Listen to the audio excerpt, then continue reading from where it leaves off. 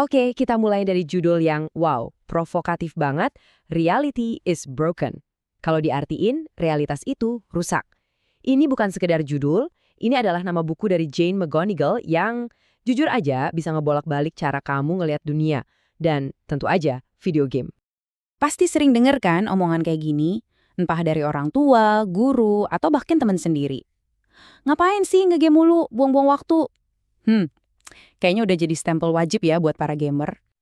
Nah, tapi tunggu dulu. Jane McGonigal, penulis buku ini, punya jawaban yang bakal bikin kita semua mikir ulang.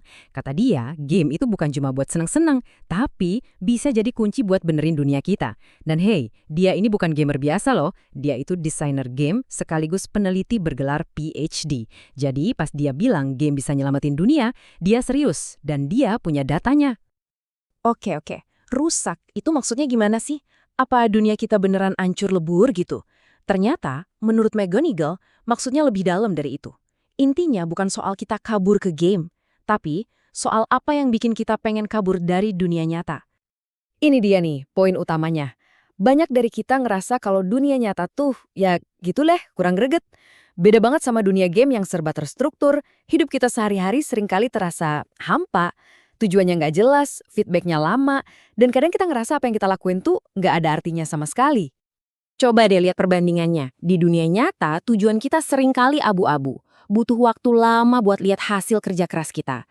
Tapi di game, misi kamu jelas banget, setiap tindakan langsung dapat respon. Instan gratifikasi gitu loh. Makanya nggak heran kan kalau kita lebih betah di dunia di mana aksi kita tuh punya makna yang jelas, di mana kita jadi bagian dari sesuatu yang lebih besar. Game pada dasarnya ngasih kita sesuatu yang seringkali nggak kita dapetin di dunia nyata. Fakta gila nih, secara kolektif, kita semua, manusia di seluruh dunia, ngabisin lebih dari 3 miliar jam setiap minggu buat main game. 3 miliar jam, itu banyak banget. Pertanyaannya, emang kita dapat apa sih dari semua waktu itu? Nah, ini dia 4 ramuan rahasia yang bikin game itu nagih, tapi nagih yang positif. Ada pekerjaan yang memuaskan, pengalaman ngerasain sukses, koneksi sosial, dan yang paling penting, makna. Coba kita bedah satu-satu ya. Yang pertama, optimisme yang masuk akal. Maksudnya gini, di dalam game, setiap level itu didesain supaya bisa dimenangin. Nggak ada level yang mustahil. Nah, ini secara nggak sadar, nanemin keyakinan di otak kita kalau setiap tantangan, sesusah apapun itu, pasti ada solusinya.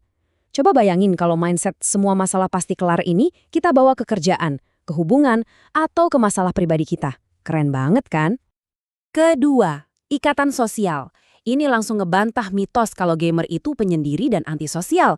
Coba deh ingat-ingat guild kamu di World of Warcraft atau squad kamu pas main Valorant. Mereka itu bukan cuma nama acak di layar kan? Mereka itu teman, sekutu, tim yang sama-sama berjuang buat satu tujuan. Ketiga, kebahagiaan yang tulus. Game itu emang dirancang buat bikin kita seneng. Rasa serunya pas nemu Easter egg, puasnya pas kelarin misi yang susah, atau sekedar takjub ngelihat pemandangan dunia baru yang keren, itu semua tuh kayak suntikan kebahagiaan kecil yang bikin kita pengen main lagi dan lagi. Dan yang terakhir, kemenangan atas kesulitan. Pernah kan ngalahin bos yang bikin kamu frustrasi berjam-jam? Rasanya, luar biasa. Perasaan epic win atau kemenangan epic kayak gitu ngebangun rasa percaya diri yang beneran, yang bisa kita bawa juga loh ke dunia nyata. Oke, teorinya emang keren banget. Tapi gimana cara pakainya di kehidupan sehari-hari? Nah, disinilah ide-ide McGonigal jadi super praktis. Kita bakal lihat gimana caranya kita bisa nge-gaming hidup kita sendiri. Inti idenya tuh ini, kita bisa mengubah apa aja jadi sebuah game. Konsep ini sering disebut gamifikasi. Simpelnya, kita ambil aja elemen-elemen yang bikin game seru, kayak poin, level, atau misi, terus kita terapin ke hal-hal yang paling ngebosenin sekalipun. Contoh klasiknya nih, Chore Wars. Bayangin, nyuci piring itu bukan lagi sekedar tugas, tapi jadi misi melawan monster piring kotor yang ngasih kamu, katakanlah, 50 XP. Kamu bisa lomba sama adik atau kakak kamu buat jadi juara kebersihan minggu ini. Tiba-tiba, beres-beres rumah jadi seru kan? Coba deh pikirin, kegiatan ngebosenin apa di hidup kamu yang bisa diubah jadi game. Tapi ini bukan cuma soal bikin beres-beres rumah jadi asik. Ada hal yang jauh lebih besar lagi di baliknya. Para gamer, tanpa sadar sebenarnya lagi latihan jadi pahlawan super di dunia nyata. Ada kan teori 10.000 jam yang bilang kalau kamu ngelakuin sesuatu selama itu, kamu bakal jadi ahli. Nah, setelah 10.000 jam main game, gamer itu bukan cuma jago mencet tombol. Mereka jadi ahli kolaborasi, ahli mecahin masalah, dan ahli soal ketangguhan mental. Skill-skill yang jujur aja dibutuhin banget sama dunia sekarang ini. Ini dia nih 3 kekuatan supernya. Gamer itu udah biasa banget kerja bareng orang yang nggak dikenal buat satu tujuan. Kayak bikin tim raid dadakan di game MMO. Mereka bisa cepat banget nentuin siapa yang jago dan bisa dianalin. Plus pinter banget beradaptasi kalau strategi tiba-tiba harus diubah di tengah jalan. Skill yang berharga banget kan? Nah, sekarang bayangin, kalau jutaan gamer di seluruh dunia punya skill-skill ini, kira-kira apa yang bakal terjadi kalau kita gabungin kekuatan mereka semua buat mecahin masalah-masalah paling gede di dunia nyata? Lihat angka ini, 100 juta. Itu perkiraan jumlah jam kerja manusia yang dibutuhin buat ngebangun Wikipedia. Proyek raksasa yang dibangun murni sama relawan. Kok bisa ya?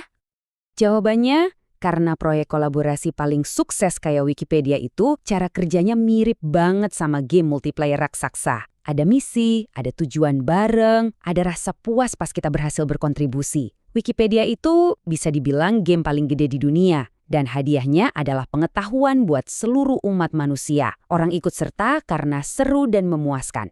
Persis kayak main game yang bagus. Bahkan ada game yang emang sengaja dibikin buat tujuan ini. Contohnya, World Without Oil. Game ini nantang ribuan pemain buat mikirin solusi kalau tiba-tiba dunia kehabisan minyak. Hasilnya, ribuan ide-ide jenius dan kreatif muncul. Ini bukti nyata kalau kita bisa manfaatin kecerdasan kolektif jutaan gamer buat mecahin masalah yang bahkan para ahli aja bingung. Jadi, ini dia kesimpulan besarnya. Game itu bukan lagi sekedar pelarian dari kenyataan. Game udah berevolusi jadi sebuah platform yang luar biasa kuat buat pengembangan diri, ngebangun komunitas, dan bahkan buat mecahin masalah-masalah besar di dunia. Nah, sebagai penutup, aku mau kasih tantangan buat kamu. Kalau kamu seorang gamer, ingat, kamu itu bukan cuma lagi main-main, kamu lagi latihan. Jadi pertanyaannya sekarang adalah, dengan semua kekuatan super yang lagi kamu asah itu, misi epik apa yang bakal kamu selesaikan di dunia nyata? It's time to level up.